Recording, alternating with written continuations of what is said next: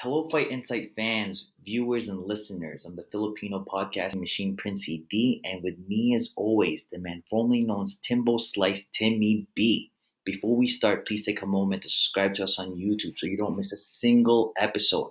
If you'd like to support the show, check out middaysquares.com and save 15% by using code FIGHTINSIGHT15.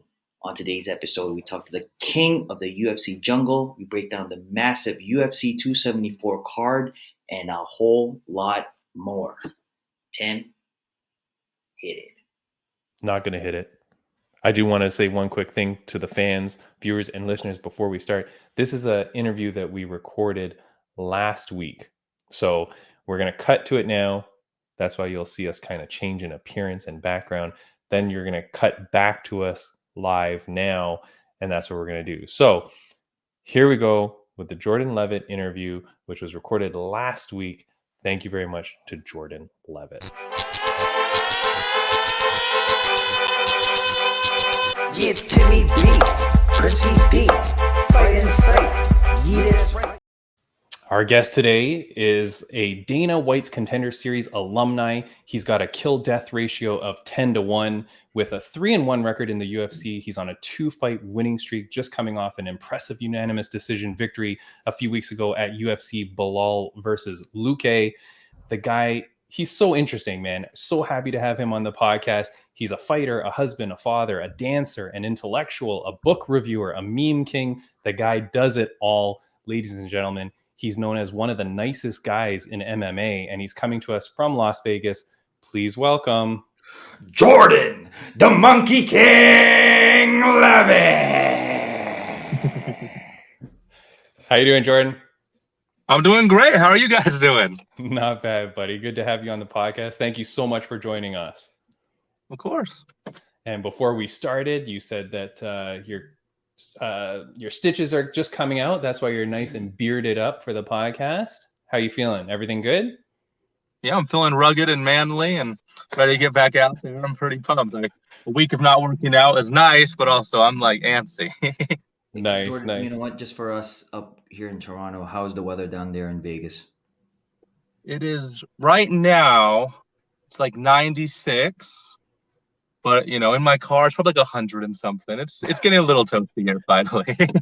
Well, Jordan, it's snowing here in Toronto, Canada. So, you know, we're having problems. Man, I quit. This is brutal. It snowed once here in 2006. It was a really big deal. We got 2 inches. It canceled everything. Nice. Yeah, exactly. Jordan, we asked the fans for questions on the podcast. And with you, we got a lot of just love. Like, I've never had this before from fans, but Big Kid 6 just types in, "I just wanted to say that you are loved." So people are sending love. Yeah. Congratulations on all your successes, Jordan. What are you most proud of? Being a dad, like, Nice. for sure. Like, I wanted to be a UFC fighter like the past 10 years. I wanted to be a dad like my entire life. Oh, wow. You know, like, I didn't have a dad. My mom raised me on her own, and I always knew I kind of wanted to have my own kid, and I wanted to be good at that. Mm-hmm. Even though she's only like 15 months, like, it, you know, I think I'm doing well with that. And it's kind of what I've always wanted to do. So definitely being a dad, and then being a pretty decent husband, and then probably being a UFC fighter. And then everything else kind of is like very, like, far and away 4th, 5th, 6th, 7th place. But those are the 3 things I'm most proud of. Nice. Well, we messaged your wife and we asked her to rank you as being a good husband, and here's what she had to say. No, just Jordan DV Sheldon says, "You're weird in a wonderful way. Don't stop." I mean, I feel like a lot of people, you know, and we got lots of comments about that. I think you're a very unique individual. You're not the typical fighter look or the fighter attitude. There was a video I saw where Forrest Griffin says, "The guy looks like a male cheerleader," which if you watch Cheer on Netflix, those guys are badass. So that's, I mean, I don't know, that's a bit of a compliment. But Jordan, how do you maintain you? How do you maintain being the unique individual you are? I think I had like a bit of like a psychotic break when I went from like my private school, middle school to high school. I went from being like one of like 12 kids my age to like go into a public high school and like not being sheltered at all. And I had this big culture shock. And so basically I was really like introverted for like 2.5 years, like my first little bit of high school. Like I would eat alone in the hallway and I didn't have too many friends. And then like I had an epiphany probably like my junior year of high school where I was just like, I'm imagining all this pressure. Like this pressure isn't real. I'm imagining all these things, like all these negative things people think about me, or maybe I wasn't. But at that time, I'm like, the person that I think that hates me the most is me. And I realized I kind of just had to have like more courage, like the courage to like be disliked, the courage to kind of know that not everyone will like me, even if they get to see the real me. And so I feel like it took me like I was like 16, I kind of realized like, I can just be myself. As long as I'm happy with who I look like, who I see in the mirror, everything else should follow. And like ever since then, like I've been super happy and content, and I have like the deepest friendships and like a happy like family life. And it's all because I kind of just learned how to really love myself and to be happy of who I like see in the mirror. And yeah, as I get older, I'm getting even more comfortable in my own skin. So it's like you yourself is your worst critic, like that. You know, brutal. Yeah, that's amazing, Jordan. But you're such a nice guy, man. I mean, like, and you teach the children's jiu-jitsu classes at Syndicate? I just recently stopped because I needed more time after my baby came, and now that I have the financial burden of having to be good at fighting, as opposed to just accidentally good, I actually have to try to be the best I could be. So I missed the kids, but I was teaching them for 7 years, and that was awesome. Wow. But that's awesome. And you talk about like wanting to, be in a good environment. I mean, Syndicate MMA, one of the greatest gyms, I got to say, in the world. We've interviewed several fighters at your gym, Jiyeon Kim, Ramona Pascual, Chris Rios. That seems like a very family-oriented, fun gym. You've been there for a long time, I think 10 plus years, right? Yeah, it's going into my 10th year. Now that Roxy retired, I'm the longest, I've been there the longest of anybody else. Everyone else has either taken time off or they've been gone for a few years. But yeah, I'm now the, I have the most seniority at Syndicate. So I've been there before we had any UFC fighters. And now, I'm like the first homegrown UFC fighter from there. So yeah, It's definitely my route. That's amazing. And it looks like a great gym. You've got a great group of people around you. Being a Vegas kid and growing up in Vegas, when the UFC opens up the Performance Institute, that's huge for you, right? Like what a benefit that is for you with your training to have that facility right within grasp. Yeah, and like even before I got to the UFC, like I would work out fighters at the UFC PI, and I got to see like these champions, and it really helped kind of like erase a lot of the mystique you have about the people you see on TV. Like they say never to meet like your idols, never meet your heroes, but like me meeting them and seeing them on a day-to-day basis, like, oh, that's just Francis, like, oh, what's up, Francis? Or, seeing all these champions and like these goats. And I'm like, wow, they're just people. I see them make mistakes. I see them like, getting tired on the treadmill. They're fat. They have all the same issues as me. And just seeing all my, I guess now they're my colleagues. Seeing them on a day-to-day basis really helped like humanize them and make me feel comfortable. And seeing like where I'm at in this whole fight game. And yeah, the PI, I think if it wasn't for me seeing all my heroes like early, I probably still would have had the confidence in my fighting abilities. So, Jordan, I can see you going, hey, Francis, you want me to hold pads? Do you want me to hold pads, Francis? One kick, I got you, man. I got you, bro. Don't worry. Yeah. Jordan, your meme game is strong. Your Instagram is full of top quality memes. How much time are you clocking and putting that stuff up there? Because you do a good job. It's almost self-sustaining now, because now that I have this reputation for memes, now I have all these fans that tag me in memes. So I don't have to like search as much anymore. And then like my wife really likes my memes, and now she started like finding some memes for me. And so yeah, now I don't sew everything, I kind of just get to pick and choose, I'm like a connoisseur. And it's kind of nice because when I was first doing it, I was like an hour a day easy, just looking through, some niche memes. And now I'm just like a meme entrepreneur, I just gather all the good ones and give them to all my fans. Nice. No, it's good. And for people that don't follow you on social media, where do they find you? You can find me on Instagram at monkeyking_UFC, Right. or I'm gonna try to start using Twitter. Twitter's hard, but Mr. Jojo Monkey King on Twitter. All right. Nice. And you have, am I correct in saying you have no tattoos? Oh yeah, no tattoos. What is No wrong with you, Jordan? Oh. What's wrong with you? I'm terrified of needles, man. Yeah, so my mom has several tattoos, and like she always talked about how much she regrets them and everything. And my sister, my older sister, who's like 5 years older than me, she got like this crooked tramp stamp as soon as she turned 18. So, like they all just have really bad tattoos, and I'm like, my interests change all the time.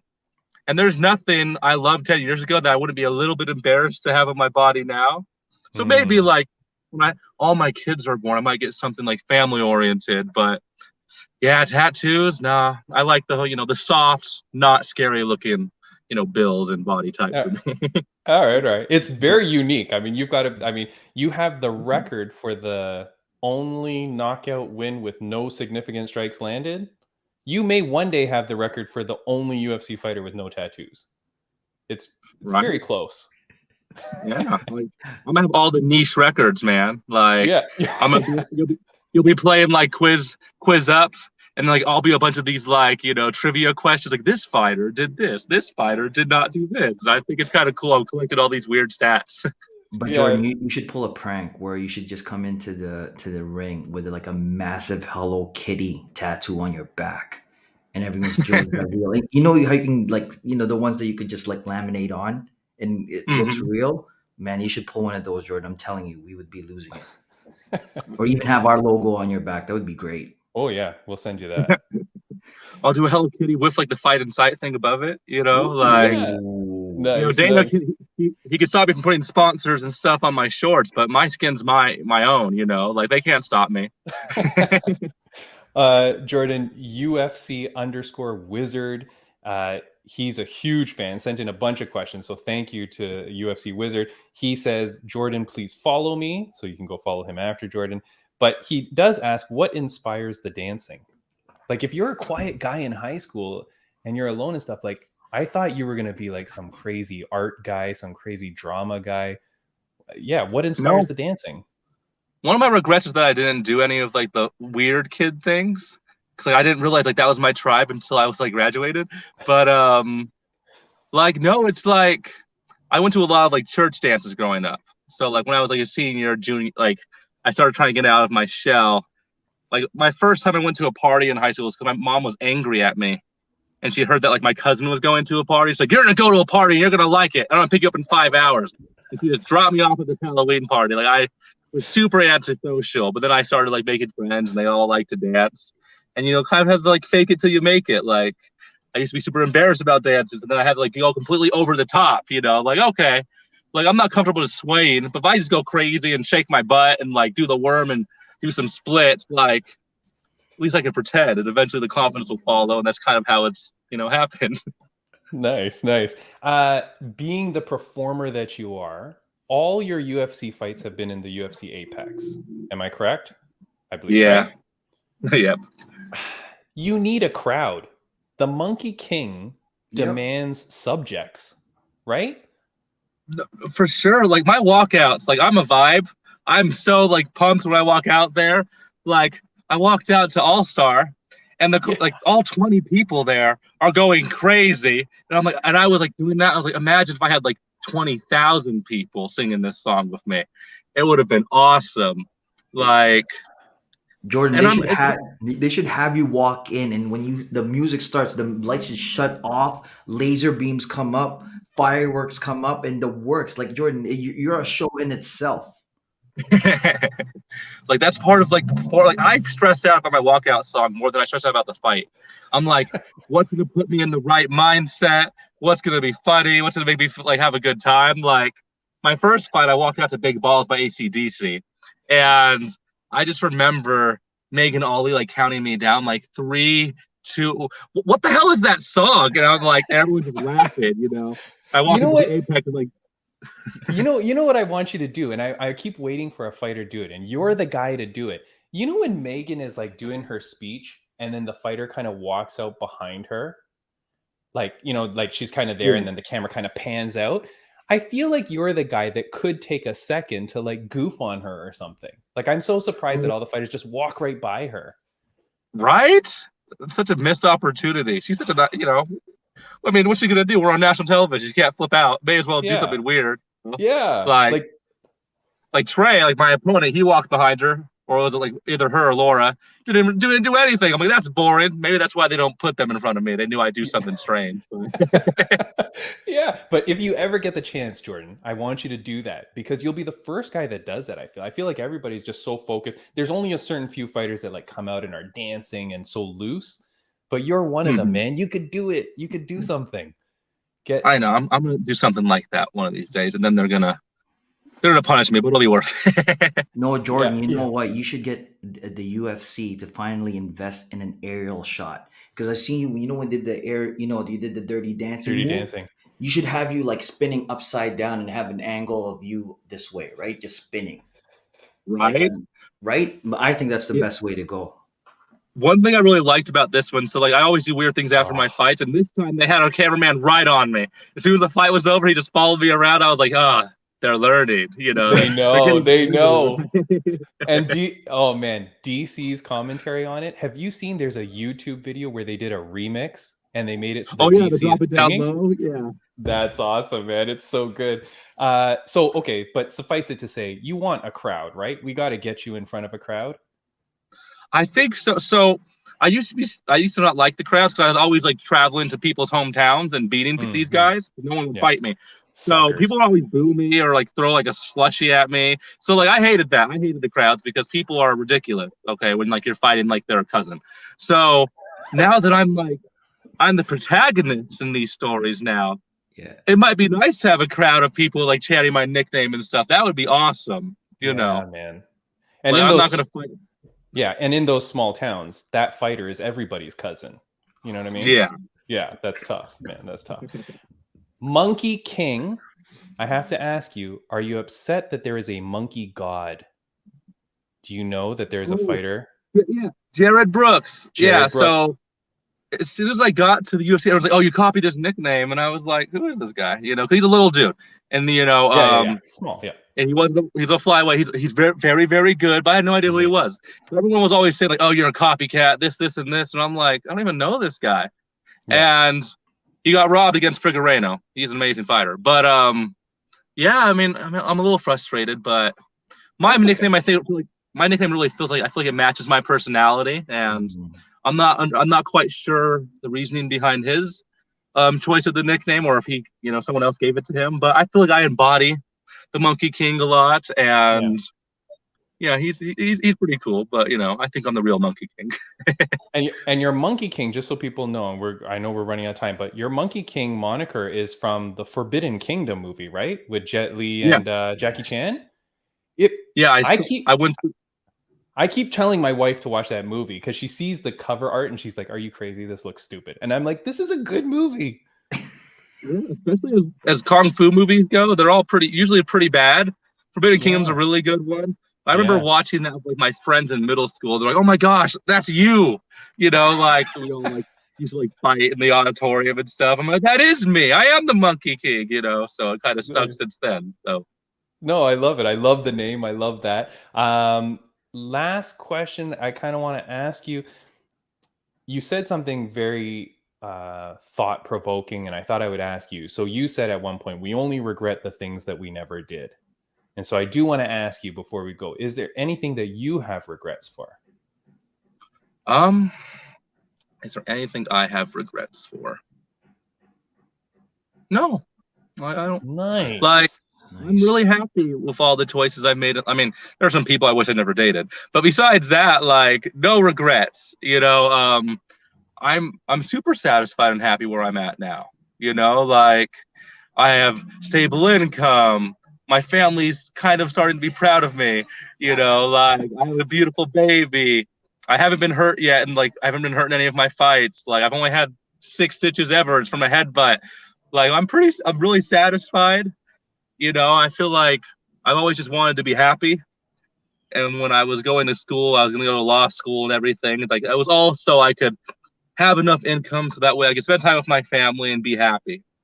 And like I got to accomplish like the one real dream I've really had, which is like make it to the UFC, and I'm doing surprisingly good at it from where I started. And I'm happy. I've always just wanted to be happy, and like I have no regrets, like because Jordan, I and want to be. don't forget the fact that you can do a perfectly good split. Like your split is top notch, man. Come on, like not a lot of people Yeah, can do that. yeah. I've been working on my flexibility for a long time, and I have a flexibility coach, PJ May, the flexibility maestro. Like he's helping me level up every camp. Yeah, That's a awesome. lot of good things going for me.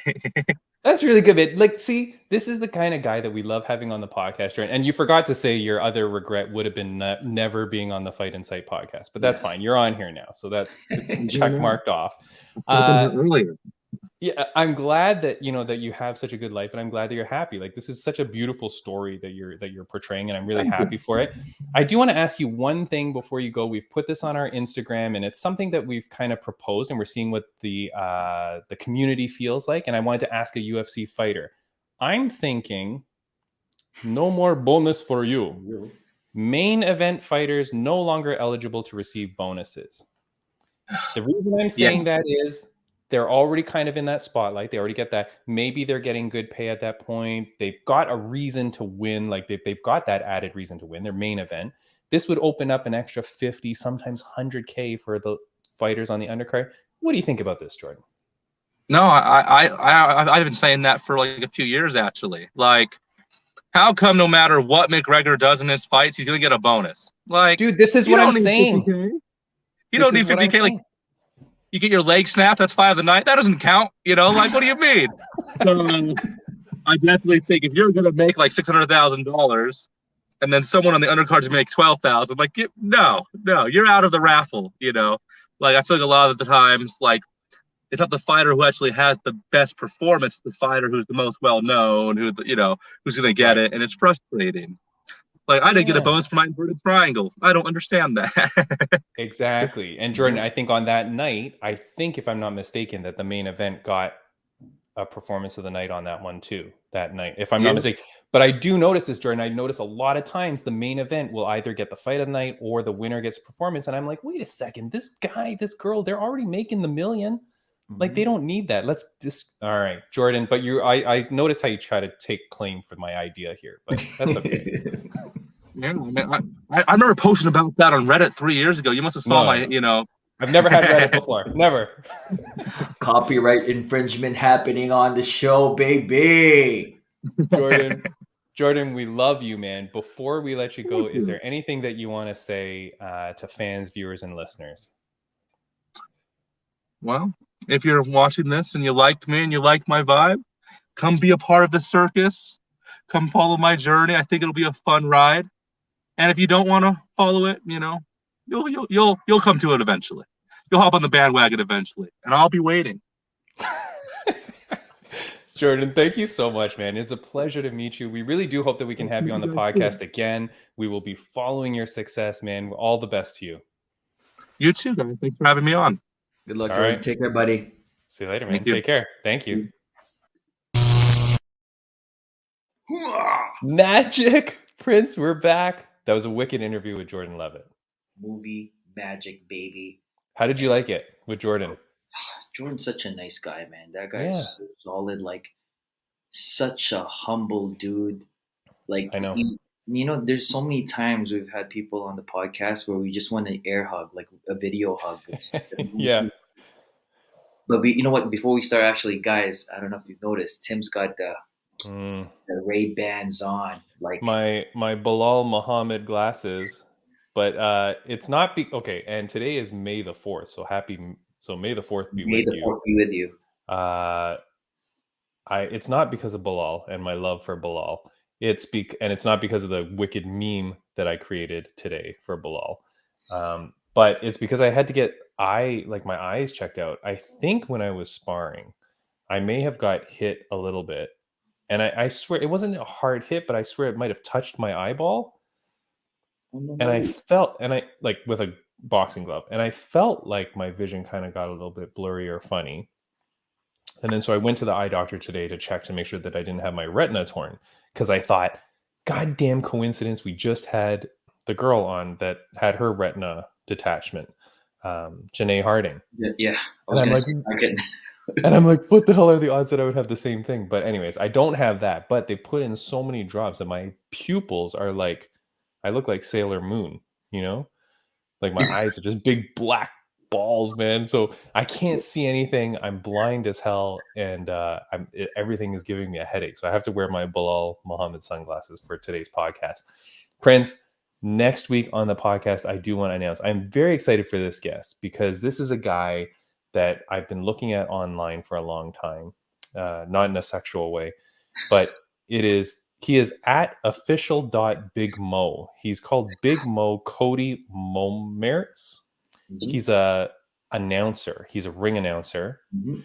He does the ring announcing for BYB, which is, I don't even know what that stands for, but it's Backyard Brawls. Like, it's the old Kimbo Slice kind of thing. And I swear it's run by like Data 5000. Anyways, wicked cool guy, man. And we're going to have him on the podcast next week. So very excited. Yeah, you know what? It's gonna be cool because now we have two announcers. We're gonna have him. I know. Our podcast. So it's gonna be good. Might even yes intros, right? I know, it would be cool, man. For our sponsors, I do want to say thank you as always to Midday Squares. They're such great people for us, and their product is amazing. So do check out middaysquares.com and use code FightInsight15 to save 15%. It's a chocolate bar that's like functional. It keeps you satiated, and then it's not as bad for you as a chocolate bar. So if you're terrible in diet, then this is the thing to get. So go to middaysquares.com, check them out. And also shout outs to Hula Cleaning Services. Contact Hula Cleaning Services for other carpet, fitness, commercial, construction cleaning needs. You can check them out at www.hulacleaning.com. Yeah, and that's Hula, Hula. Hula. And our clean hit of the week, Prince, the last one, it's like up to 20,000 views. So that's pretty wicked. Yeah, and you know what? We switched it up a little bit because it wasn't really a clean knockout, but it was clean, like it was solid. Just a bunch of brutal shots. Dude, that not pay-per-view, but that card last week with Chito Vera. Amazing, man. That fight was crazy. Dude he got hit 100 times like in the first couple of rounds, and he looks perfect. Like, he didn't take any damage. I don't know what's wrong with this guy.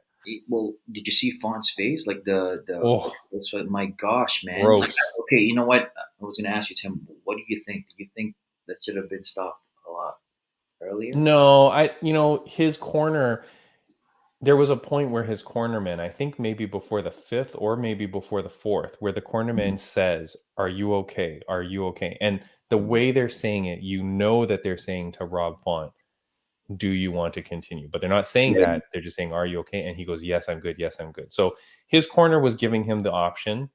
Yeah. I don't think it was to the point where the corner needed to stop it. I mean, his face was just getting puffy. Yeah. But it wasn't like he was taking terribly bad shots or, I think it was okay. I think it was okay that he continued. Yeah, there was, the second knockdown when he got dropped with that knee, I kind of was like, oh, man, like, that would have been that was the knee to the face? That was a knee to the face. And there was I think a third one where he got nailed with a swing kick. He got a head kick to the top. Oh, yeah. I was arguing with a guy online, and I'm trying to get Beast Boy Chris Barnett to answer. We were trying to argue, like, what kind of kick that was, like, what kind of hit that was. Because I said it was like a hook kick. Yeah. Because he hits him with the heel to the side of the head. Yeah. And this other guy is going, "No, that's a side kick." And I'm like, no, a side kick is like where you come in with the palm of the foot. Yeah. And then I said, okay, well, it's almost like it's a reverse question mark kick, because whereas a question mark, you normally look like you're coming low and then come around high. It kind of came the opposite way. So I'm like, I don't know, man. It was beautiful though. Chito Vera, what a monster. And Andrei Arlovsky. Oh, wow. What the hell is wrong with this guy? You know what I found out? I found out that his contract pays him $300,000 a fight, win or lose. I'm almost positive on this. You know what? I mean, the guy's been fighting in the UFC for so long. Why not? He's a legend. For him to just be standing there and still giving it his 110%, you should be giving him that amount of money. No, but that's the thing though. So the guy's getting 300,000 win or lose. And if this is true, he's still out there putting on great performances and friggin' beating guys. Like, dude, he could just sit there, lie down and collect 300,000, but no, he goes to war against these heavyweights.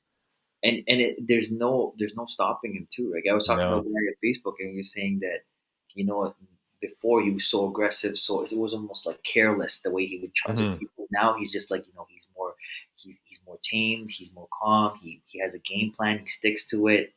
Friggin' amazing. Prince, friends of the podcast update. I have a couple here. May 14th, that's just around the corner. Our buddy Trap Gambino is fighting at the High Rollers Celebrity Open.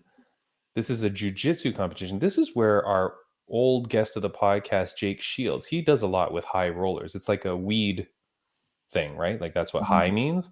So it's a weed thing. And anyways, he's fighting in a celebrity match against Brandon Bowen.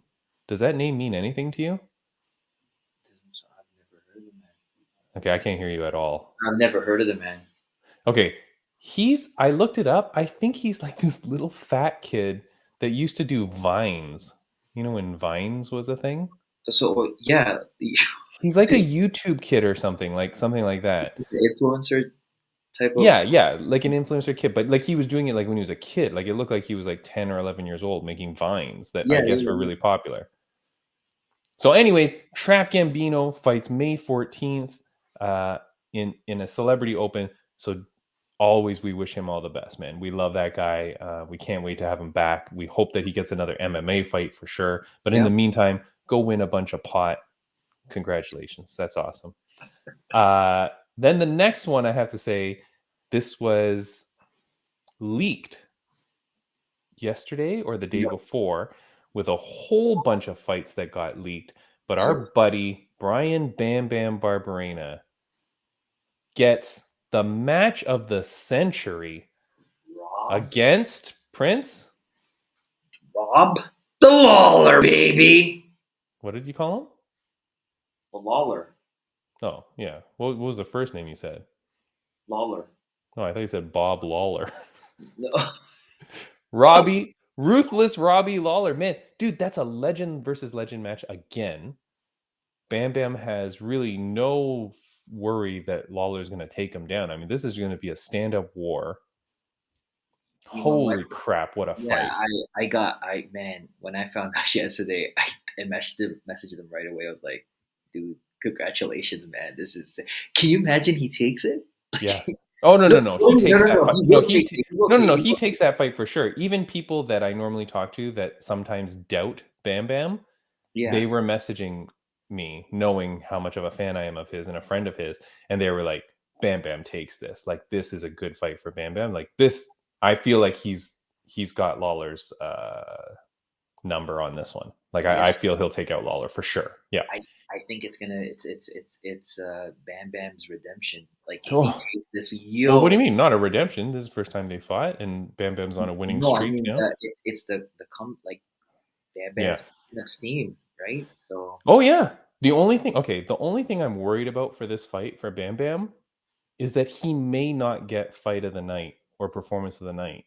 And the only reason I'm saying that is because the friggin' card, I'm going to put up a little... Can you see this? My eyes cannot see this at all. Yeah. Okay, so can you read out? These are the card. This is the fights on the same card as Bam Bam. His fight is just below where I've cut off the thing. So what are the fights here? And this is July 2nd. This is International Fight Week. What are the fights? You got Adesanya and Cannonier. Yeah, Adesanya versus Cannonier. What's the next fight? Kazmat and Nate Diaz. Hamzat versus Nate Diaz. That's insane. Diaz will be dead. Oh next my fight? gosh. Strickland and Pereira. Yeah, wow. Strickland versus Pereira. That's disgusting. Murphy versus Tate. Misha Tate against Bam Bam's good friend, Lauren Murphy, who, Prince, we are promised is coming on the podcast. before this fight. So we are definitely going to work our asses off to get Lucky Lauren Murphy on. And then the next one, Munoz and O'Malley. Pedro Munoz versus Sugar Sean O'Malley. Yeah. Mhm. Holy crap. What kind of card is this? And then right below that one is Lawler versus Barberena. So, oh boy, that's a good stacked card. So I just worry that Bam Bam won't get an extra 50K. So we will have to really encourage Bam to, pull out the spinning side kicks and hook kicks. Oh my gosh. You gotta put on a show. I want to see all the smack talk that's going to come out of that card. Amazing, man. That's going to be a great card. So congratulations to Bam on booking that fight. That's huge for you, buddy. And congratulations to Trap Gambino on getting a fight as well. So happy for that. Prince, on the interview that we did with Monkey King, we talked briefly about this. No more bonus for you. No more bonus for you. And of course, Prince, that weekend, so which was last weekend, the Cheeto Vera fight, the main event wins the fight of the night. And then not only that, but Rob Font is ineligible because he missed weight. Yep, 2 pounds. And someone told me that then that means Cheeto gets all 100 grand. Oh, wow. That can't be right. I feel like that's not right. But anyways, even if he takes the 50 Gs, it's exactly what we talked about it. Now, did Cheeto deserve it? Of course. Mm-hmm. But that's not what our thing is about. Our thing is saying like, hey, these guys are already main event. He's already top 10. Like, I'm sure he's being compensated well. Yeah. The Monkey King agrees. He tried to steal my idea, Prince. I was very mad. Right? Yeah. But Prince, we didn't talk too much to you about this. So what do you think about that idea? Yeah, you know what? We gotta share the wealth, man.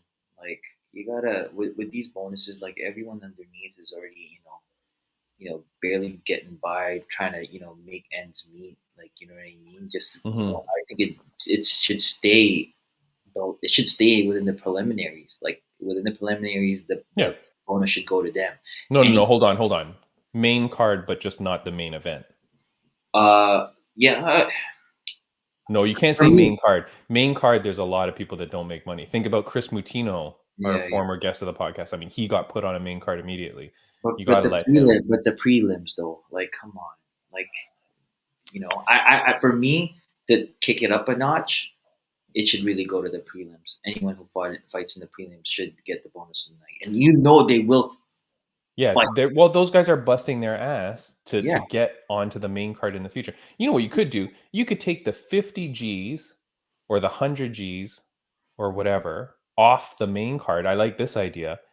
Split it up into 10 G amounts and just sprinkle it all around in the prelims, right? Like, that would give you so many more people. And 10 Gs is still a lot to a bunch of people.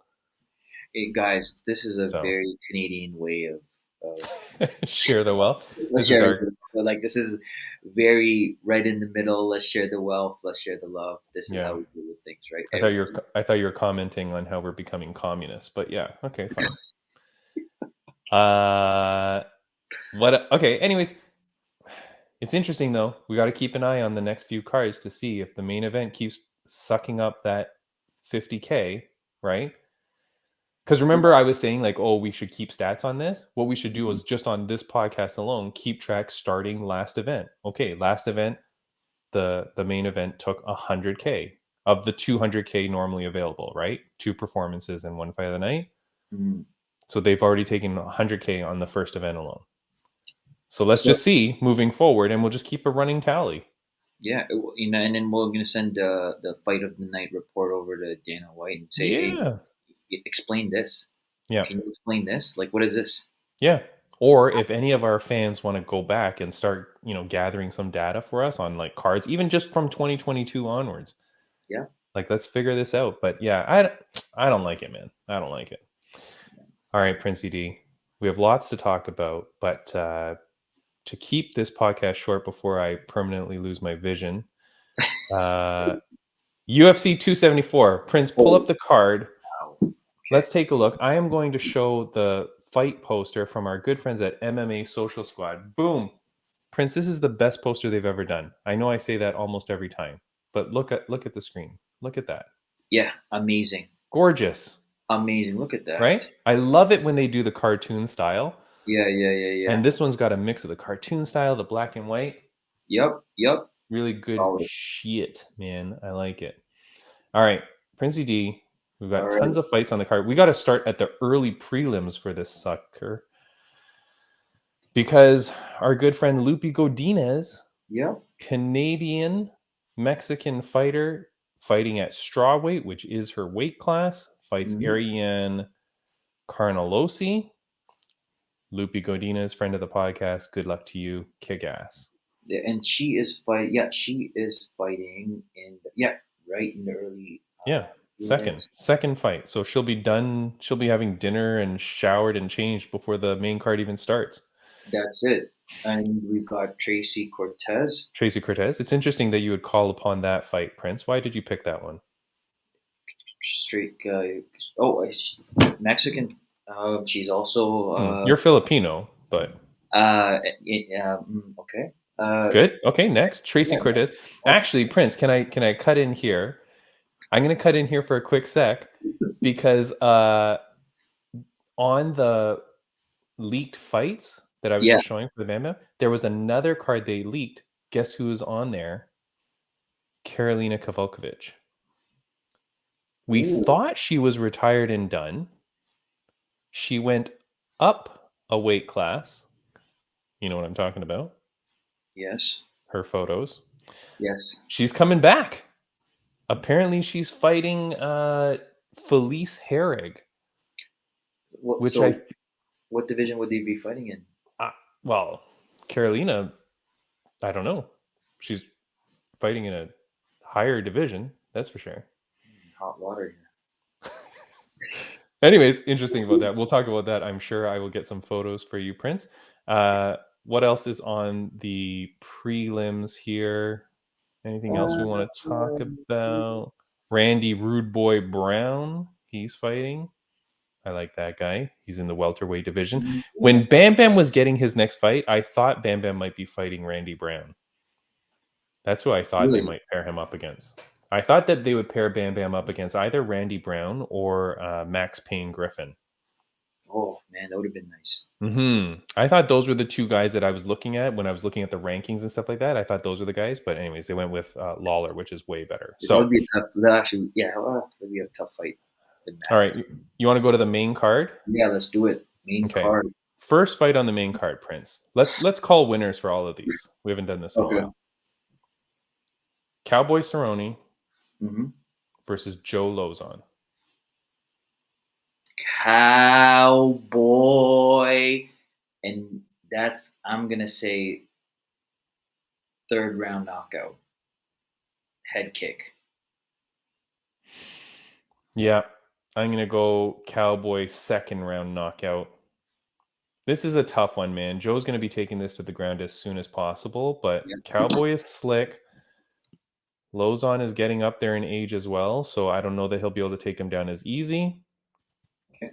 I'll go with Cowboy. Next fight. Holy jeez. Right? Speaking of legends. Man, I was floored too. I was like, holy crap, he's still fighting? You're like, wait, am I on UFC 74 instead of 274? Okay. Shogun Hua versus OSP, Ovince St. Preux. This is back at light heavyweight, which is better for OSP because I don't like him when he's at heavyweight. Prince, who do you got on this one? You know, man, I hope they let him wear the bad boy shorts. Remember those bad boy shorts? Yeah. I can't find mine. I was still trying to look for that, but man. Shogun has 2 wins in his last 5, dating back to 2018. He has 1 draw. He's coming off a loss to Paul Craig, which is no small feat. His last 2 wins are against Nogueira and Tyson Pedro, who just looked like a beast.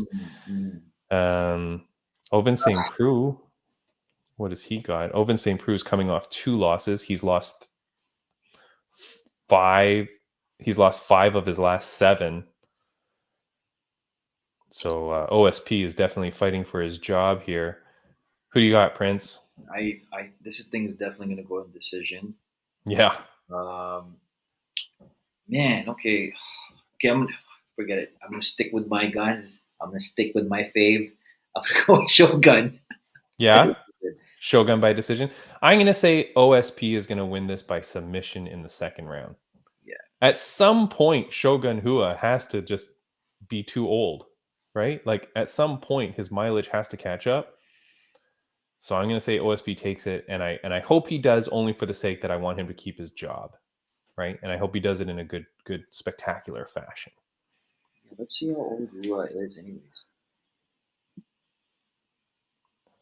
How old Shogun is? Yeah, the man, 40 years Shogun old. is 86 years old. Yes, like they're gonna again, like I said, they're No, gonna. he's 40 years old, man. How the hell is this guy still only 40 years old? Someone should check his birth certificate. Prince, next fight at lightweight. This is what we call the casket match. Chandler versus Ferguson. Prince, does Tony Ferguson have any chance in hell of winning this? Man, like I really like Tony too. Yeah, of course. But man, even watching some of the UFC embedded too, like Chandler's looking good. And Chandler needs this. He needs a win. Yeah. Chandler cannot lose. He can't. He's, what is he? 2-1 in the UFC, right? Yep. Yeah. 2-1 in the UFC. He's coming off 2 losses to Oliveira and Gaethje. Yep. Only beating Dan Hooker, who, no offense, but Dan Hooker has lost a lot. Yep. He's 3-3 in his last 6, going back to his Bellator days. Mm-hmm. For people that say, "Oh, well, he's fighting top competition," yeah, that's because you put yourself in the position where you're supposed to come over and fight the top. Yeah. But you've lost 2 of 3, and Dan Hooker was not the top of the division. Like they kind of gave you that as a welcome party. Yeah, it's a you know what I mean? welcome to UFC package kind of thing. And Yeah, I remember like a swag bag. The swag. That's it. When he came in, when he stepped in and he got that knockout, everyone was just like, "Holy crap! That we've got, there's a new sheriff. Yeah. Tell this guy's going to take it." And look, so he needs to beat. He needs to throw the kitchen sink at this man. Okay, so your prediction, Prince? Tony's still got a chin, man. So I say this. No, he doesn't. No, Tony does not still have a chin. I mean, I hope he does. I love the guy. He's amazing. He's coming off 3 losses to Gaethje, Oliveira, and Dariush. TKO decision. I say Chandler by decision. Chandler by decision. I say Chandler by knockout in the first. I don't think Chandler even lets Ferguson get warmed up. The odds are plus 310. Ooh. Wait, plus 310 for Tony. For Tony. So if we bet, so if we bet $100, we win 310. That's almost Aljo odds, right? That's almost as crazy as the Aljo odds, which is impressive because of how much the world thought Aljo was going to lose. Yeah, and that means that's how much the world thinks Tony is going to lose. Like it's almost that bad. But we shall see. We shall see. Yeah, you're right. All right, so we've both got Chandler. Now, Prince, here's where we get exciting. The fight that I've been calling for years. No, the fight that I've been calling for at least the last year is Rose versus Carla Part 2. Mm-hmm. Amazing fight, man.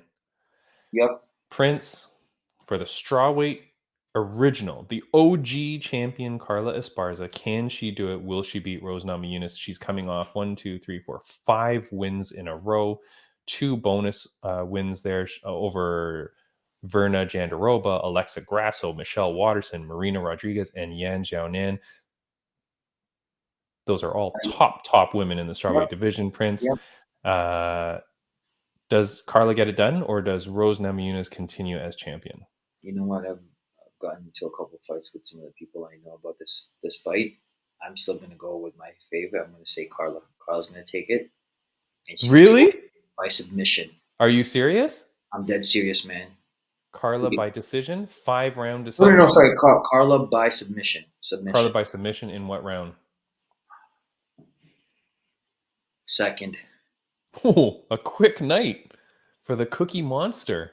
The Cookie Monster is going to get it done. She's going to She knows Rose's game plan. She's not gonna stand up with her. She's gonna get her down as soon as possible and just repeat. All right, dude. What do you think? I've got Carla. I think Carla's going to do it. I think, when we look at like Cinderella stories and things like that, I think Carla Esparza winning this and coming back, years from when she first won the title back in 2014. Yep. Right? So 8 years later comes, grinds her butt off, gets to a title contention to face the same person she beat and to take it. Oh, that's a Cinderella story. It will be so beautiful if she wins it. I got Carla winning. Did I already say? No. 3rd round stoppage. Really? Okay. I'm going to say 3rd round stoppage. I don't think she submits her. I think she ground and pounds her out 3rd round. Man, that'll be so exciting. That would be so exciting, yes. All right. What are the odds on that? What are the odds for Carla Esparza? Plus 180. Which is not even a lot, man. So...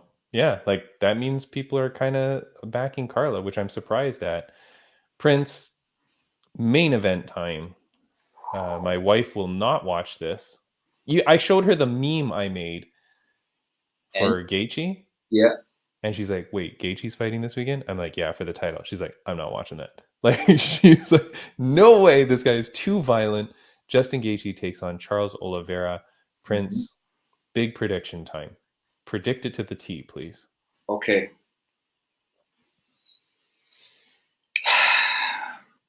I say Justin, 3rd round knockout. Oh my God, Prince, I have the exact same call. Are you serious? That's my exact same. Yeah. That's really? Exactly what I'm saying. Yeah. I don't think he does it in the first because I think he's going to be a little bit jittery and he's going to, take his time. And also Justin likes to pour on the punishment. So I think he's going to like wear Charles down. Damage, leg kicks, calf kick. Yep. Body, head. Like, I think it's going to be a brutal fight. And I think Gaethje takes it in the 3rd. Yeah. Oh, Prince, we're the same. Right. What are the odds of that? Hey, listen. That means it's going to happen for sure. Whitman's got his night cut out for him, like, again. Yeah. Now, that means you and I are both the same on the final 2, which means we're both predicting and new ×2. Yep. Right? We think that that both titles are going to change hands. So that's exciting. It's a great card. Prince, it's going to be a good one, man. It's going to be pretty exciting.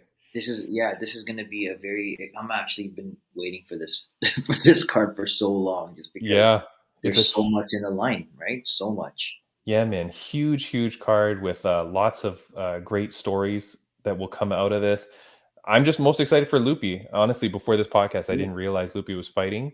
Her Instagram doesn't really show that too much, but anyways, I'm excited for her. Good luck to her. She's like such a favorite of ours. And yeah, man, we've got good stuff coming up on the podcast, Prince. So guys, if this is your first time seeing us because of Monkey King, thank you. Subscribe to us, follow along. There's tons of episodes in the back that you will definitely enjoy. Prince, anything that you want to say? Anything that you want to end off with? I have one thing that I want to say, which is more solemn, but go ahead. Yeah, well, again, guys, don't forget to subscribe to us on YouTube, follow us on Instagram, listen to us on Spotify. Just a quick reminder so people know. The reminder from I just said it like 2 seconds ago. Oh, sorry, my bad. I just wanted to make sure that they know. But you know what? No, you know what?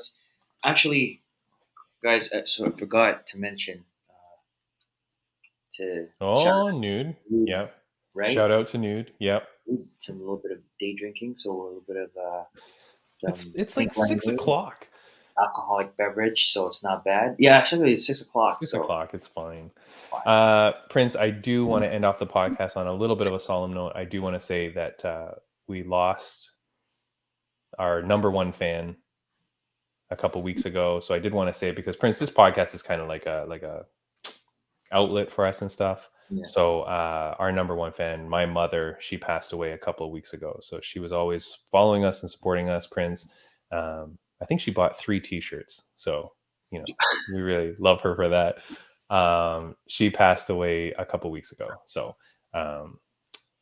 just wanted to put that out there and, you know, say that we love her and that we're missing her.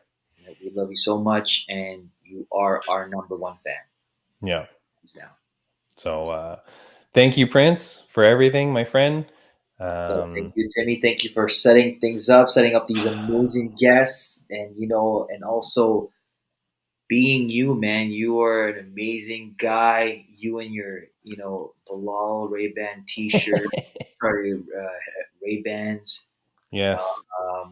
And I look terrible today. By the way, I look terrible because I'm wearing the tank top because of my stupid eyes and causing me so much pain. I'm boiling hot, so I couldn't even wear a t-shirt. I had to wear my tank top. So that's why it looks like I'm wearing like a low-cut blouse today. Yeah, I always notice. I'm like, oh man, what kind of tee is that? It's like it's a ladies' deep V. Yeah. All right, buddy. Have a good one, man. Thank you so much. Sorry about the glasses and everything, but we'll have a great weekend of fights. We'll be back next week with Big Mo. This will be a very exciting podcast. Prince, don't try to take his job. Joe Martinez already tried to beat you up. Well, listen, man. Like Big Mo, Big Mo. Come on, guys. Just all I need is just one gig. Give me one gig. Look at you, guys. This guy will kill you. All right, Prince. Have a good one, buddy. See you guys.